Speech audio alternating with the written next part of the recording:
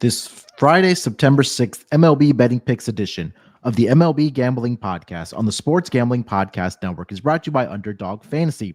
Sign up with promo code MLB SGPN to score up to $1,000 in bonus cash. We're also brought to you by Rhythm.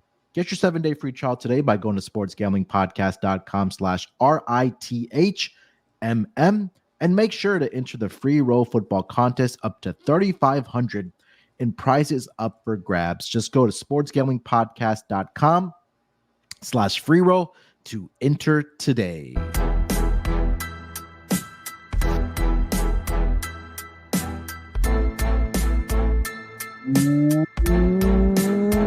Welcome, everyone, to the MLB Gambling Podcast, part of the Sports Gambling Podcast Network. Here to get into the Friday card for the MLB weekend. Definitely excited still. I know, obviously, NFL is here, college football is here, but I'm still plugged in, have my eyes glued to some of these games that are happening in the MLB. And I say this every pod. I know Mal mentions it as well as D-Rock does, and Lonte and Scott, that still got a lot to be determined. A lot of races still to be determined, obviously, in the wild card. That's going to come down to the final week of the regular season, and then obviously some of these division races as well. So definitely looking forward to the weekend here. We got some great series to start on Friday. We'll get all to that momentarily, but joining me here to help me break everything down happening on the diamond, I got my guy here with me. It's Dylan Rockford. D-Rock, what's going on, buddy? How you doing? I'm doing well, Munaf. Good to be with you. So a little day baseball today. You know, you had their Twins, the rookie. I mean, what a gem he pitched against your Astros too. I thought that was really good. And Mariners, 16 runs yesterday. I mean, I couldn't believe it. They were able to put that many runs. We had a combined no-hitter as well. So I know our guy Consig, he wasn't happy about that one, but it still was a no-hitter. Yeah. Been a couple no-hitters on this season, I believe. Yeah. The Ronald Blanco had one, or Framber had one this season for the Astros, but a couple of others in there as well. So, you know, it's really some, like you mentioned, the young up-and-coming pitchers in the majors. You mentioned today, a case in point with the prospect for the Cincinnati Reds just blanking the Astros in his, I believe it was second start, if I'm not mistaken, for the Cincinnati Reds. And obviously, with the phenomenon of Paul Skeens as well. Some of the other guys, the Tarek Skubals of the world, the Imanagas of the world. So I think that the pitching is just going to be really, really good going forward for the MLB just overall. So definitely excited, to see what the future holds for a lot of these players. Like I mentioned, we have some intriguing series for the weekend that's starting on Friday. Again, a lot of these teams still have a lot to play for. And I think when we get to the month of September, it's usually, we start separating the teams that are pretenders, quote unquote, and then teams that really don't have much to play for anymore at this juncture of the season because they've just fallen too far back, whether it's in the division or whether it's in the wild card, or they've just sucked since the beginning of the season. Case in point, the White Sox and the Marlins there as well. But I mean, the White Sox just at a whole other level right now at this juncture of the season. 109 losses. They did get the victory on Wednesday as a big underdog there, but again, a record of 32-109.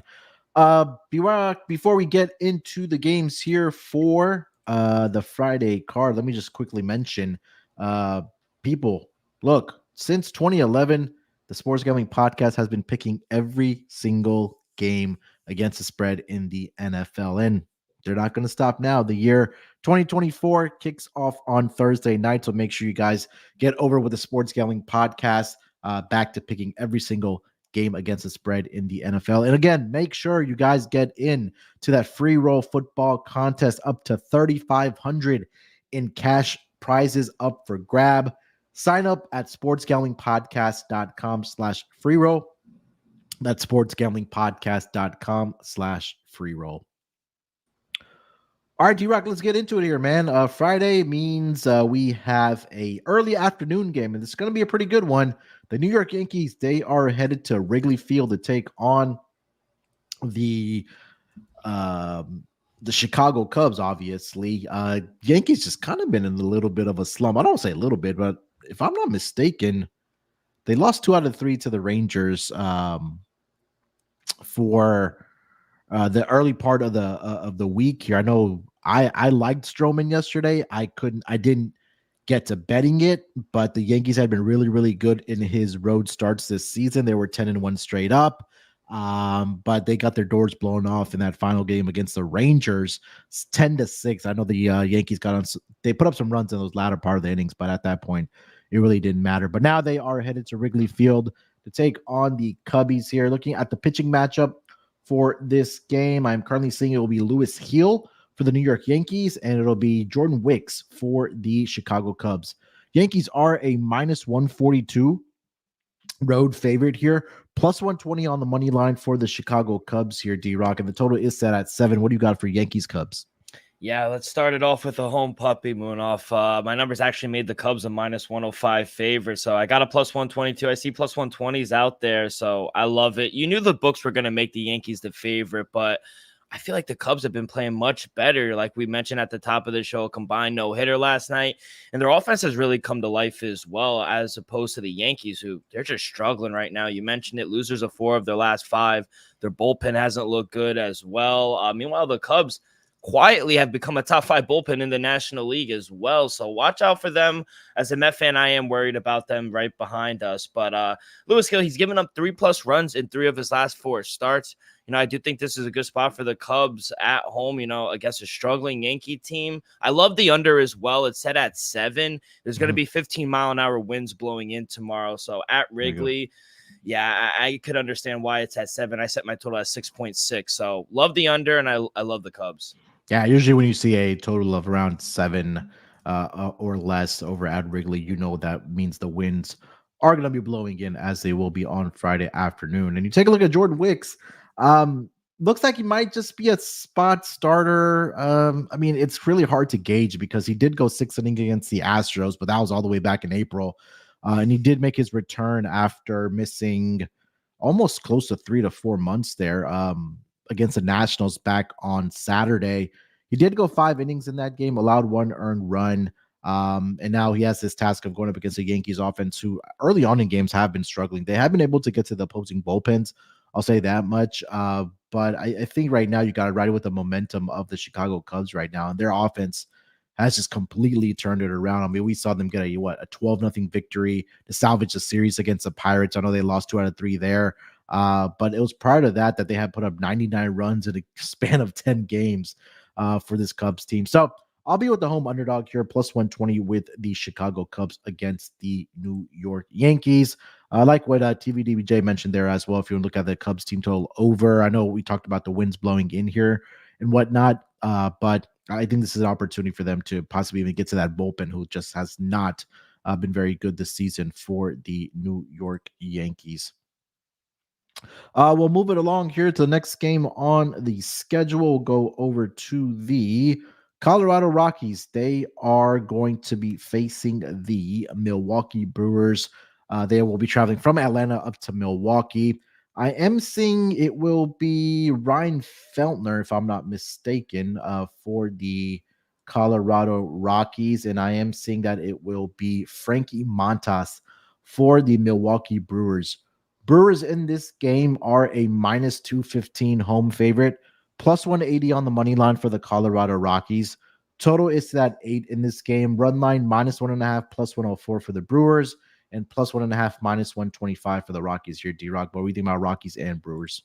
Yeah, I knew they were going to, another team where I knew they would kind of open up as the huge favorite at home against a really bad Rocky team. Montas, I don't think he's been terrible since coming over. He'll give up his 3 to 4 runs, but the Brewers have such a really good offense. It really hasn't mattered. They've been able to win most of his starts. He's only had 1 home start in Milwaukee. It was against the Dodgers, and I thought he pitched great. 5 scoreless innings. Walks can be a problem, though, sometimes for him. So I do think they are the right side, but I only made him a minus 220 favorite. If you're able to get plus money on the run line, I would take that. Falter, he isn't anyone to ride home about. On the road, I just can't back the Rockies. They're struggling to score runs right now. They're hitting 219 on the road, averaging just over over 3 runs per game on the road this season. That's not going to win you a ball game here in Milwaukee against a top 10 offense. So to get the price down, I probably would take the Brewers run line, or maybe Brewers first 5 plus minus a half. That's kind of how I'd play this game. Yeah, I couldn't talk you off of that. I mean, the Brewers, they were in a series against the Cardinals this past weekend, and or sorry, to start the week, I should say, and took a couple of tough losses. I know they lost that extra inning game on Wednesday night. Brian Feltner, when he has made starts for the Rockies this season, Rockies are 8-17 straight up in those games, trending towards the over in those games as well. 16-9 towards the over, and then 13 road games that he has started this season. The Rockies are just 3-10 in those spots. 6-7 on the run line. I believe the Brewers do not play on Thursday night, so they have an extra day of rest here as well, because the Rockies are going to be playing in that last game of the series against the Atlanta Braves on Thursday night with Austin Gomber on the mound there for them. So, yeah, I would look at it that way. I would look at Brewers team total over first 5 run line. I think you'd go full game run line as well if you're able to find a plus price there. I think there's a very, very important series for the Milwaukee Brewers after dropping a couple against the St. Louis Cardinals to start the week there. We'll move it along to the next game on the schedule here. We'll go over to the Tampa Bay Rays. They are in Baltimore to take on the Orioles. Looking at the starting pitchers for this game, I'm currently seeing Shane Baz is going to get the start here for the Rays. Don't see a pitcher quite yet for the Baltimore Orioles. D-Rock, you see anything different for the Orioles? Yeah, I think it's going to be Dean Kramer making his return. All right. I am seeing lines on ESPN Bet at Baltimore Orioles minus 130. Tampa is plus 110 on the money line. Total is set at 8.5 in this game. And I think this is another game where one team does not play on Thursday and the other team did, meaning the Rays wrapped up their series against the Minnesota Twins and they'll be traveling to Baltimore, which Baltimore had the day off. So that bullpen and just getting that extra day of rest might be beneficial here for the Orioles. But what do you got for Rays and Orioles? Yeah, like I said, I do think it's going to be Dean Kramer. And I read a report. He threw a bullpen session on Tuesday. The team said it went well, so he should get to start Friday night. But to be honest, I really don't feel comfortable backing either side in this game. Both very inconsistent teams recently. Every time I'm off the Rays, they wind up having a great series like they did against the Twins. And the Orioles, they're inconsistent as well. They'll play incredibly one day, win 13-3, and then they'll lose 1-8, and they just can't hit the ball. I mean, my numbers did make the Orioles a minus 130 favorite, so it's right at my number. I kind of want to see Kramer perform before I start backing him. Yeah. You know, that's usually my rule of thumb. I like to kind of fade guys actually when they make their return, but during the regular season, he struggled at home, Dean Kramer, and the whole month of August wasn't really good in my opinion. And the Rays, they do hit better away from Tropicana as well. They put together a few good offensive performances this past week. I know it's a small sample size, but I think Shane Baz has been the better of two pitchers. In 5 road starts, he's only allowed more than 3 runs one time. They have the better bullpen too as of late. You know, if they get the lead 3-4 runs, I think they'll be able to hold it on. So hopefully money comes in on Baltimore, but I need a plus 130 or better to be on the Rays here. Yeah, I mean, Baltimore, look, they got 2 out of the 3 from the White Sox. Should have been a series where they should have swept, especially because every game is going to matter in those AL East standings. And I know we mentioned the Yankees earlier that struggled as well against the Rangers. But, I mean, look, the offense showed up in the first 2 games against the White Sox, but which team isn't showing up against the White Sox and that pitching staff? They had 22 runs.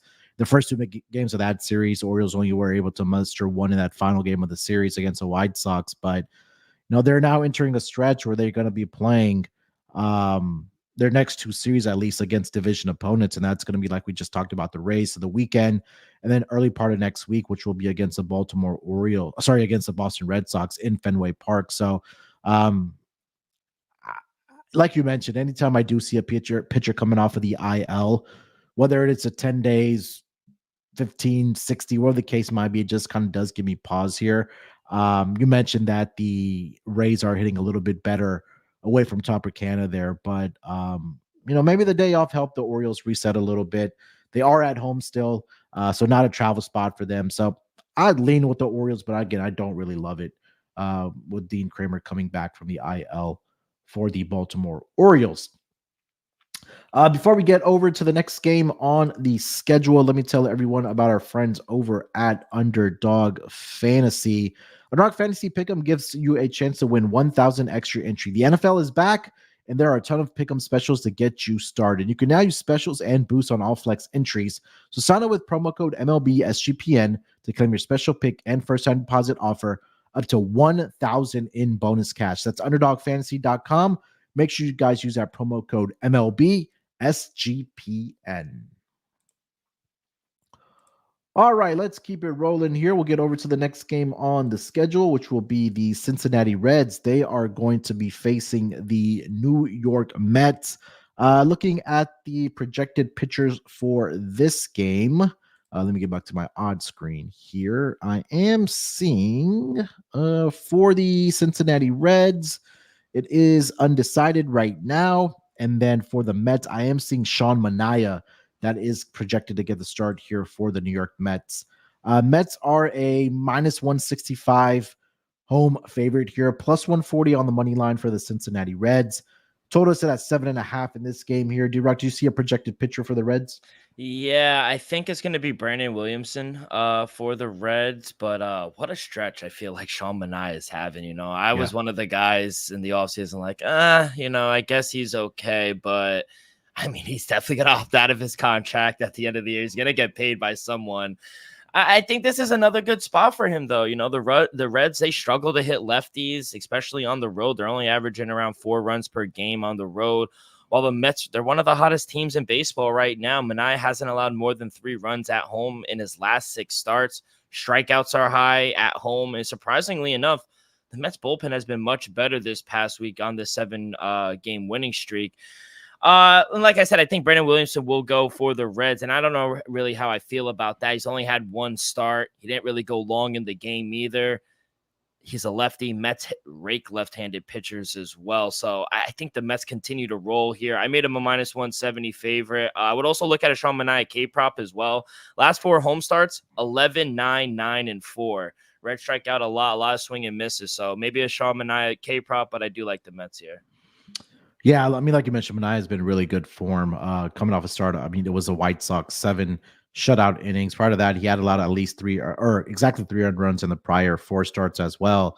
But the Mets have won 4 straight starts that he has made for this team. And the walks have been down over the last 4 starts. The strikeouts are relatively up for him. He's had, let's see here, 29 strikeouts, if I'm not mistaken, over the last 4 starts there as well. So just in good form right now is Sean Manaea. And again, we talked about at the top of the episode that Mets, if they want to get a wild card spot, you got to continue taking care of business, especially at home. And I think Sean Manaea can definitely turn up a good start here for the New York Mets.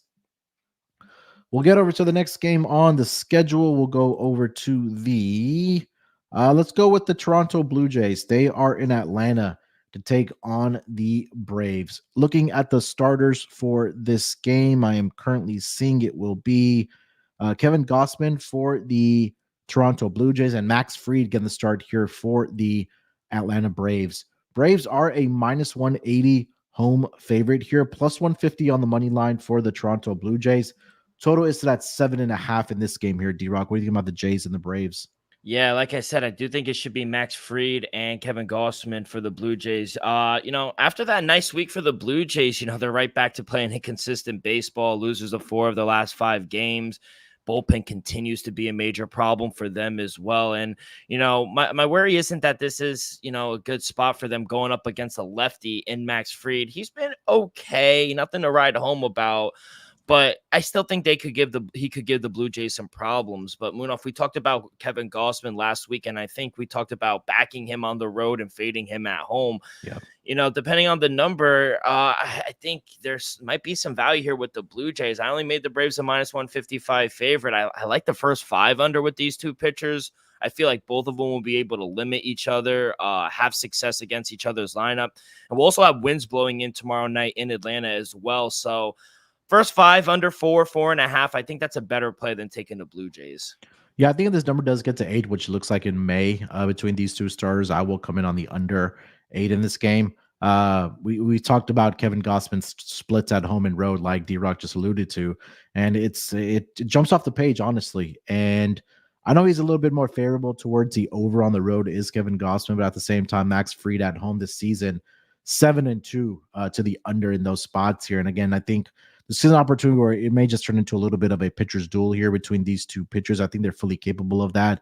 Kevin Gausman has a ERA of sub-3 on the road thus far this season. You compare that to his home ERA, which is north of 5 at 5.49. So I think this is a good opportunity for both these pitchers to really come out and put on a good performance here. Even the Blue Jays offense, they got 9 in that series, or it's that one game against the Phillies in that first game on Tuesday, but they only came back with 2 in that game. The Braves offense, it seemed like they were turning a corner when they went on that little road trip to the East Coast. I think it was Minnesota in there, but they came back home against the Rockies here, 3-0 victory, 5-2 victory, 3-2 on Sunday against the Phillies. So I think this is a good spot. Again, if it does get towards the 8 here, I would come in on the under.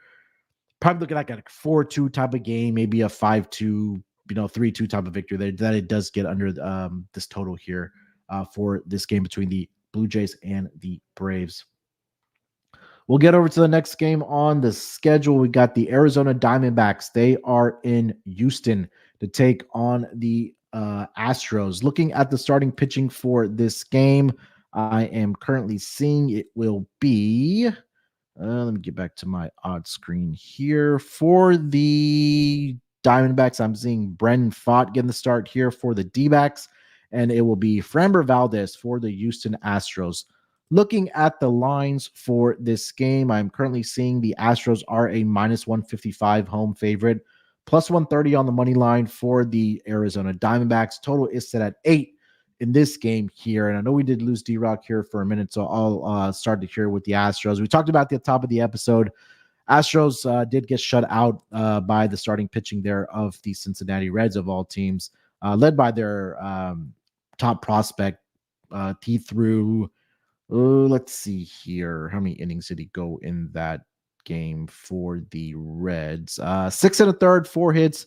Did have 4 walks in that game, but it didn't come into fruition or didn't come into the result anything, I should say, for the Houston Astros offense.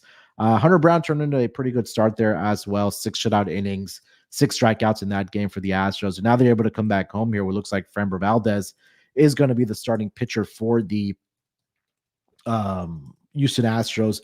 All the season, Framber Valdez is 13-6 with a 3.11 ERA, just coming off an absolute brilliant start against the Kansas City Royals. 7 shutout innings. He did have 7 strikeouts in that game to 3 walks.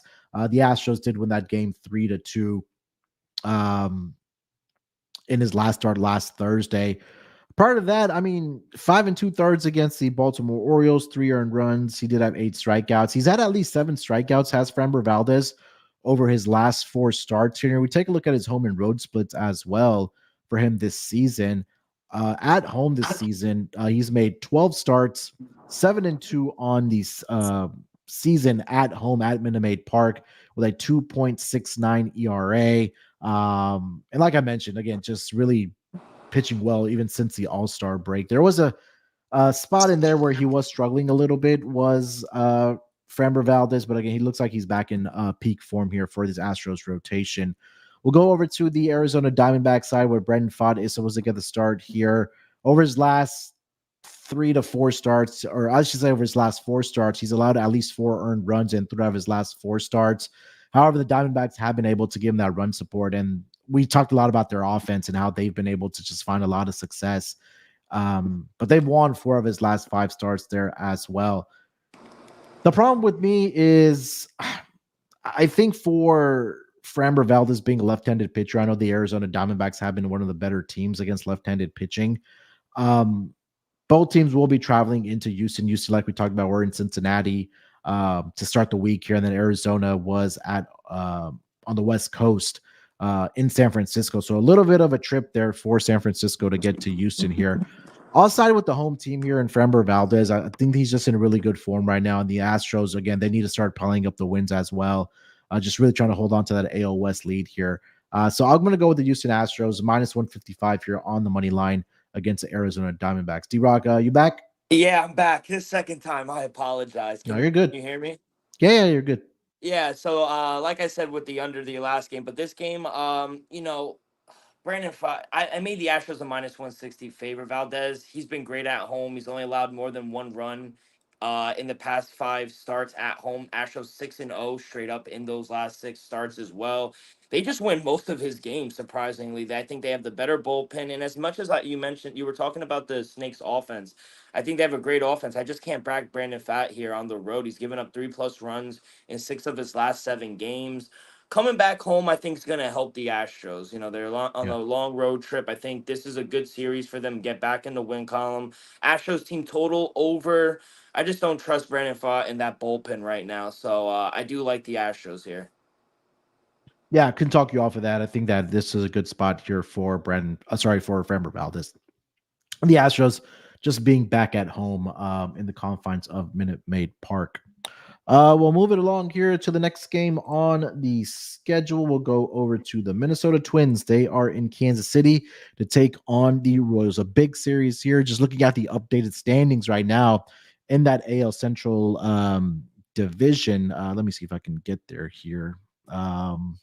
As soon as I need it, it won't load here. Let me try here from my main screen because I know there was before the Royals had that losing streak, they were actually either tied or actually leading in that AL Central division. And it's going to be a battle, I think, really down the stretch between the Guardians, the Twins, and the Royals there. I'll see if I can pull up the standings before we finish talking about this series. But at least for this game, I am currently seeing for the Minnesota Twins, it will be Zebby Matthews getting the start here for the Minnesota Twins. It'll be Cole Ragans for the Kansas City Royals. Royals are a minus 155 home favorite here, plus 130 on the money line for the Minnesota Twins. Total is set at 8 in this game here, D-Rock. What do you got for Twins and Royals? Yeah, very low total in my opinion. I made the total 8.9. I took the over 7.5. Even at an 8.5, I still like, Zebby Matthews. He hasn't looked good in my opinion the last few starts of the Yeah. year. Just gave up 9 runs in his last outing. He really doesn't go long into games either. And to be honest, both bullpens are shaky to begin with. Cole Ragans obviously is the better pitcher of the two. He's been okay, but the Twins hit left-handed pitching really well. Two top 10 offenses in a very favorable matchup, I think, for both offenses. So I think we're going to see some runs here. The total jumped off at the page for me. I really like the over. Yeah, I think this series here, I think it's going to be it just sounds cliched, but how well the starting pitching is going to do for both teams. You mentioned it with Matthews there that he just hasn't been in good form, especially his last start was absolutely brutal for him. Just looking at the numbers in his last start against the Toronto Blue Jays, he only lasted 2 innings, 9 earned runs he gave up in that start, 5 strikeouts. But prior to that, he hadn't been too bad, right? He had gone at least 5 innings, or exactly 5 innings, the previous 3 appearances that he did make. And he did have an appearance against the Kansas City Royals team back on Monday, August the 13th, where he did go 5 innings in that game, 2 runs, 5 strikeouts, and the Twins went on to win that game 13-3. You take a look at Cole Ragans here at home thus far this season, or just overall on the season, 10-9 with a 3.46 ERA. Did face this Minnesota Twins team the day after Matthews was out there. He did go 7 innings, only allowed 1 earned run in that spot, 8 strikeouts. And the thing about the Minnesota Twins is that we know they rely very heavily on the home run ball. And depending on what the weather looks like in this game, I'm not sure that they'll be able to do that here in this game. I think that if they're going to have to, or if they're going to want to win games, you got to find a way to manufacture runs. You're like getting on base, stealing bases, and scoring runs that way. I want to say Cole Ragans has had multiple starts against the Twins this season. Let me just double check that here because his career numbers have been pretty good against this Minnesota Twins team. So this is actually going to be his 4th appearance this season against this Minnesota Twins team. And in those 3 starts, he's 1-2 with a 2.50 ERA. He's gone at least 5 innings in all 3 starts here. So maybe the Royals' first 5 innings on the run line would be a look here as well. I think that maybe the Royals team total over. I think if the offense starts getting going here and they need to, I think it can be against, at least against Matthews, and maybe he can carry that momentum into the weekend here. But this is going to be a fun series. As it stands right now, the Guardians are back to a 4-game lead over the Minnesota Twins, and then the Royals are half a game behind the Twins for the second spot in that AL Central division. Then 4.5 games back behind the Guardians for leading this AL Central division. All right, before we get over to the next game on the schedule, let me tell everyone about our friends over at Rhythm. Have you ever wanted to create your own sports betting model for football? Do you even know what a sports betting model is? SGPN's proud partner Rhythm is the #1 AI-powered sports betting platform that helps provide bettors of all levels the ability to build custom predictive betting models in seconds and get predictions for betting on money lines, spreads, totals, and props. Build your own model, copy one of the top performing models from the leaderboard, or press build a model for me. And Rhythm gives you predictions for every game and player prop, and also has a myriad of stats, research, and trend analysis to give you even more betting insights. The Rhythm College Football had me on Colorado and the North Dakota State under 59.5 last week, which was a sweet cash. Claim your 7-day free trial today by going to sportsgamblingpodcast.com/rhythm. That's sportsgamblingpodcast.com/RITHMM. And we're also brought to you by Game Time. Look, sometimes that ticket buying experience, or I don't want to say sometimes, but a lot of times it could be a hassle, and it's not something that you want to deal with often because you want to get out to some of these events, whether it's a comedy show, theater show, concert, or more importantly, at least for us, maybe getting out to a ball game. And maybe it was that MLB game you want to get out to before the season ends. Well, guess what?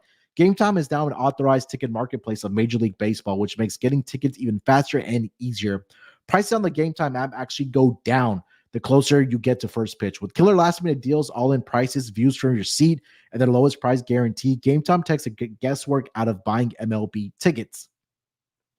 Some of the best things I love about their app, they have last-minute tickets, like I mentioned, flash deals, zone deals as well, and it's easy to find and buy MLB tickets, and for honestly every kind of event in your area. You also can get views from your seat, from the venue.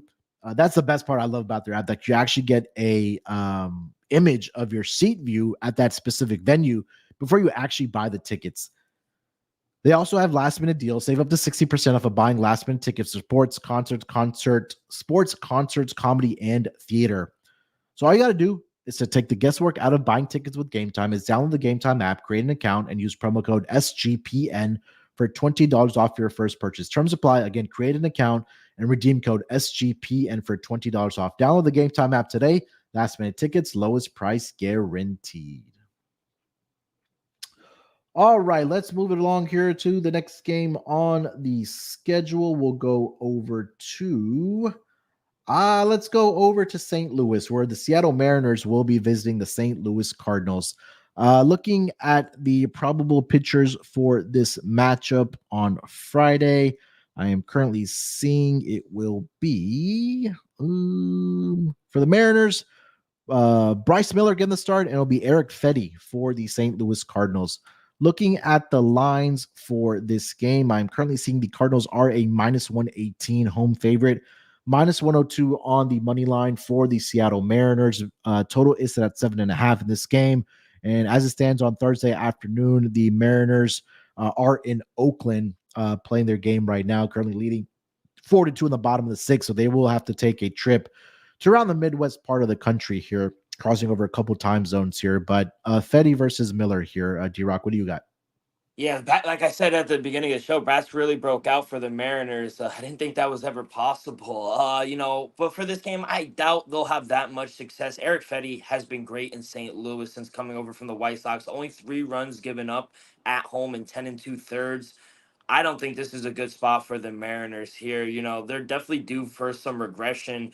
Meanwhile, I know me and Mal, I feel like to come on the pod and kind of bash the Cardinals, but I got to give them their flowers. They actually have been playing much better. And, against Bryce Miller, who tends to struggle on the road, could be a good spot for them to keep the bats going. So I trust Eric Fedde. I do think he's been good. And the Cardinals offense has been better than the Mariners right now, outside of that 16 anomaly game. So I like the Cardinals here. I made them a -120 favorite. I'll take them here at home. Yeah, Bryce Miller has made 13 road starts this season for the Mariners, 5-8 straight up in those spots, 5-8 on the run line.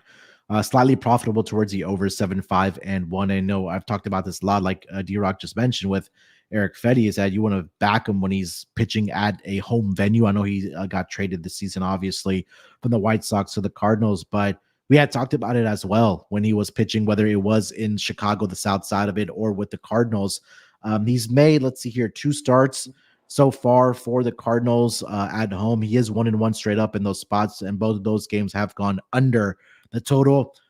When Eric Fedde is pitching at his home venue, the under is actually 9-1-1 in those spots there. So it's just the fact that how much you're going to get out of Bryce Miller here. Like I mentioned, the numbers, he just hasn't been very good on the road this season. Just looking at his splits on the road, he has a 4.82 ERA, 4-5 in 13 starts. At home in Seattle, 14 starts, 6-3 with a 2.03 ERA. So that kind of tells you where it is. Shockingly, I will back the Cardinals in this game here. It's really a fate of Bryce Miller. I think that if the Cardinals are able to get to Bryce Miller early, that's going to be the spot for them. But I don't think this Mariners offense has really turned it around just because they go win up against the Oakland A's pitching staff there. But I'll trust Eric Fedde being at home here, where he has been profitable this season, whether it's been for the White Sox or for the Cardinals. We'll move it along here to the next game on the schedule, getting to the West Coast. The San Diego Padres, they will be hosting the San Francisco Giants in a battle of NL West teams. Quickly looking at the standings in the NL West division. Right now, the Dodgers do have a 4.5 game lead over the Padres. They have a 5 game lead over the Arizona Diamondbacks. And looking at the wild card here, the Giants are currently 8.5 games back of the Atlanta Braves. So it doesn't look like they'll be making, or tall order, I should say, for them to at least get a wild card spot here. Meanwhile, the San Diego Padres, like I mentioned, is 4 games behind the Dodgers, and they are leading the NL wild card standings right now by 3 games over that third spot right now. But looking at the pitching matchup for this game on Friday night in San Diego, I am currently seeing it will be Michael King getting the start here for the Padres. TBD right now for the San Francisco Giants. Maybe D-Rock does have someone that will be slated for the Giants there. I don't see lines just up yet for this game either, D-Rock, but who do you see starting for the Giants? Yeah, I think it's going to be Mason Black going for the Giants. If that is the case, I made the Padres a minus 190 favorite. Minus 1.5 is at even money, and I made my total 8.2. I feel like Michael King, he's been solid at home for the Padres. He hasn't allowed more than 2 runs at home in over 2 months. He has 2 really good starts against the Giants, too, earlier in the season. 11 innings total, 2 runs given up. Another guy, walks can be an issue for King, but outside of that, I think he's backable, and I really want nothing to do with Mason Black or San Francisco bullpen for that matter. Black doesn't really give you a ton of length, 3+ hits in every start he's made, and at least 1 home run, given up in every start. So I can't back him or the Giants on the road right now. I don't want to get in front of the Padres. So yeah, I lean the Padres here, depending on the price though. Yeah, I think that it was the last start that Michael King made wasn't very good for him. Part of that, he had been, in really good form for this Padres team. And this Padres rotation, there's a lot of potential that can be there for them when it comes, around to the postseason. His last start was against the St. Louis Cardinals. Walks have been a huge concern for him over his last 3 starts. He's issued 10 total walks over his last 3 starts, which was against the Twins, the Mets, and the St. Louis Cardinals. But the runs, he hasn't given up a whole lot of runs. Over his last 4 starts, he's only allowed 5 earned runs. You take a look at his home and road splits thus far this season. In San Diego, he's 3-5 with a 3.56 ERA. He's been better on the road, shockingly, for the San Diego Padres here. But, like you mentioned, right, it's the Padres being at home, looking to maintain their wild card lead, but also possibly trying to track down the Dodgers there as well. So odd side here with Michael King in the Padres in this spot. And again, a team that had the day off, and a team in the Giants that's going to have to, not a big trip, but again, they are still playing in San Francisco before they have to head to San Diego for this Friday night game. Next game on the schedule, we'll go over to, speaking of those Dodgers, they are at home. They are hosting the Cleveland Guardians for the first game of the series on Friday night. Looking at the starting pitchers for this game, I'm currently seeing Matthew Boyd getting the start here for the Cleveland Guardians. It'll be Landon Knack for the LA Dodgers. Looking at the lines for this game, I'm currently seeing the Dodgers are a minus 155 home favorite, plus 130 on the money line for the Cleveland Guardians here. Total set at 8.5 in this game here. D-Rock, what are you thinking?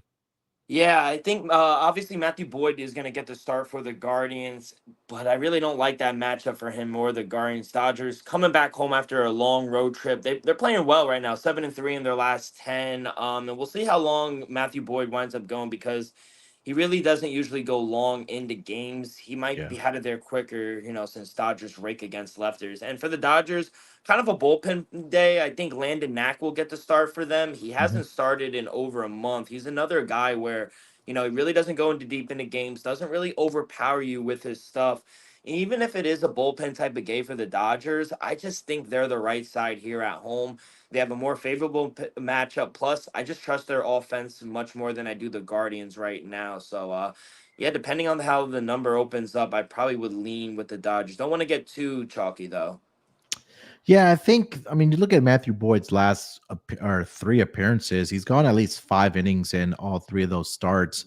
He's gone 6 innings in his last 2 starts, which was against the Rangers and the Pirates, and they were really good outings for him. But again, a lot of times when we're going through these pitching stats, we see these pitchers have good starts, but then it comes to the Dodgers, they've given up 3, 4, 5, 6 runs just because how dynamic their offense can be and is this season. With obviously when you have Ohtani, Betts, and Freeman at the top of your lineup there. So if this is a game where they do come back down to earth, this might be the spot here for the Dodgers. Sorry, for Matthew Boyd in particular. So if you want to look at a Dodgers team total over, but I think the Dodgers side would be the side here for me in this game between the Guardians and the Dodgers. D. Johnson asking us to cover the Phillies and the Miami game here. We can quickly touch on it here. So we'll go to that game here. Give me just 1 second to make the banner for that game. Yeah, so let's go to the Phillies and Dodgers. We'll cover that here quickly. So we have the Philadelphia Phillies. They are going to be visiting the Miami Marlins, 7:10 Eastern start time. Zach Wheeler getting the start here for the Philadelphia Phillies, and it'll be Edward Cabrera for the Miami Marlins. Looking at the lines for this game, I'm currently seeing that the Phillies are a minus 225 road favorite here, plus 185 on the money line for the Miami Marlins. Total is set at 8.5. 7.5 in this game between the Marlins and the Phillies here. Start off with Zach Wheeler here. Zach Wheeler has had a phenomenal season for the Philadelphia Phillies, to say the least. 13-6 on the season with a 2.63 ERA. Coming off a brilliant start against the Atlanta Braves, 7 shutout innings, 7 strikeouts in that game.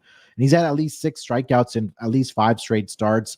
The Phillies have won 3 of his last 4 starts as well. And he's been really, really good in his career against the Miami Marlins. I'll just pull up those numbers here quickly for Zach Wheeler. So he's made 24 appearances in his career. And this also dates all the way back to 2013, of course. But he has a 10-4 record with a 2.78 ERA. And I'll trim this down for Zach Wheeler since the 2022 season to give more recent stats. Has struggled in some of those spots. 1-1 with a 5.25 ERA. He did have one bad start in there, which was back on May 12th in Miami. He only lasted 4 innings, did get shelled for 6 earned runs in that game, did give up 3 walks. Had another start back on June 27th, 6 2/3, 7 hits, 2 earned runs in that game there as well. But it's the fact that you 100% have the better pitcher on the mound here with Zach Wheeler. And then Edward Cabrera on the season, he is 3-6 with a 5.33 ERA. He's going to give up the runs, and there's no doubt about that. He did come off a really good start against the San Francisco Giants back on Friday, August 31st. But prior to that, over his previous 3 starts, had at least 3 earned runs. He did face his Phillies team back on August 14th, 4 innings, 6 earned runs. And again, walks just continue to be a problem for Edward Cabrera. So if the Phillies are able to stay patient at the plate, I think the first 5 team total over or a full game over would be the look here for me. Just backing the bats of the Phillies against the Marlins and Edward Cabrera here. So that's the way I would go here. D-Rock, you got anything for the Phillies and the Marlins? Yeah, I mean, kind of similar like yesterday when I was talking to Mal. Phillies, they opened up a big favorite. I thought I made them a big favorite, minus 190. Wheeler's look good in the month of August, but for whatever reason, the Fish seem to have his number. He's 0-2 versus the Marlins this year, 6.75 ERA, 8 runs given up in 10 innings, 5 walks. Batters are hitting 325 off of him.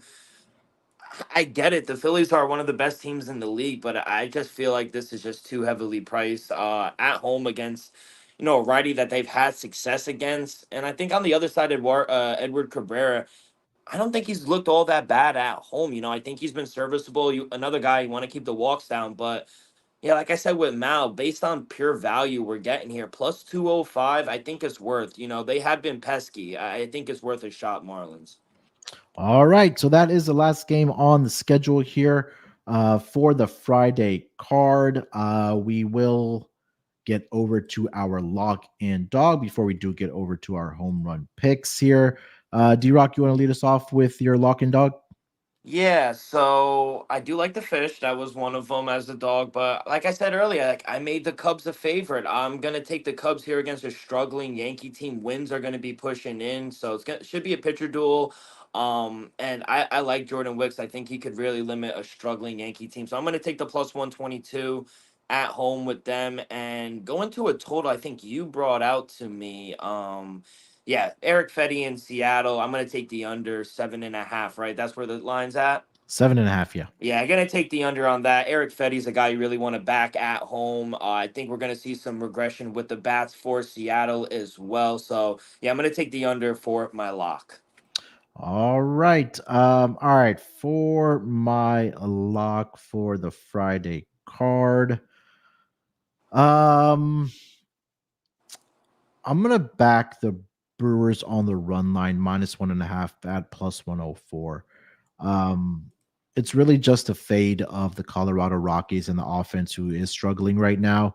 And Frankie Montas, yeah, it's a bit of a crapshoot, I guess we can say, when you're trying to back him. But look, I know his back-to-back starts, he's given up 8 earned runs, but I like the spot here for him at home. And you take a look at his home starts he's made for the Brewers, I should say. He had to start in there against the Dodgers. He went 5 shutout innings against the Dodgers, only allowed 5 hits in that game. Coincidentally, this is only going to be his second home start for the Brewers here since he got traded here, because 5 of his 6 starts that he made in the month of August were all on the road. And that's just, I think, being in Milwaukee here, and really honestly just fading Ryan Feldner and how bad he's been for the Rockies, especially on the road. And the Rockies have been, honestly, I like the run line spot here for the Brewers. I think they take care of business here against the Colorado Rockies. So I'll take the Brewers on the run line minus 1.5. For my dog, couple ways we can go here. I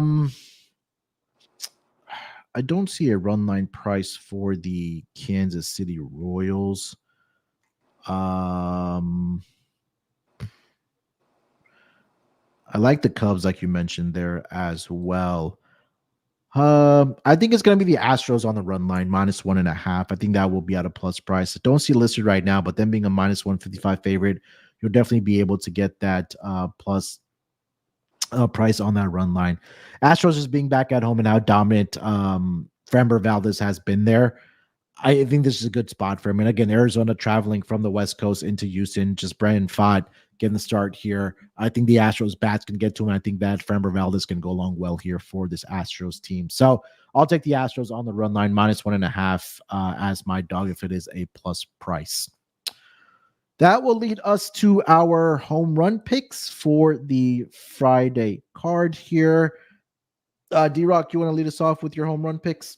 Yeah, I'm going to go back to that Colorado and Milwaukee game. I'm going to take my boy William Adonis to hit a home run. He jumped off the page for me. He's been crushing the ball the past, week or so. 5 home runs in the last 7 games, 26 of his 29 home runs have come against righties. And, Ryan Falter, he's just not really someone I like or want to back. He's given up 7 home runs in his last 6 games. In a game where I do think there are going to be some runs, especially on the Milwaukee side, I think this is a good spot for William Adonis to go yard. So, let me get him for number 30. All right, I'm going to go with Bryce Harper for the Phillies. I do think that the bats will be able to get to Edward Cabrera in this game.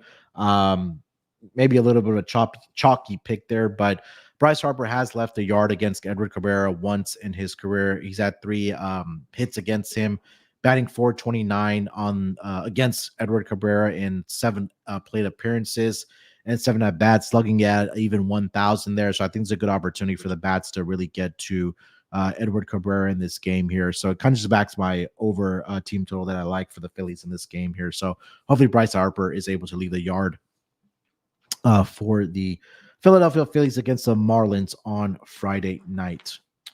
All right, that's going to wrap it up for this edition of the MLB Gambling Podcast. D-Rock, anything else you want to mention before we get out of here?